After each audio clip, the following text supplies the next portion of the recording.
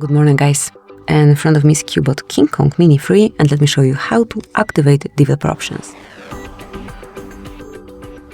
So if you want to have developer panel under your system settings, you need to open the settings at first,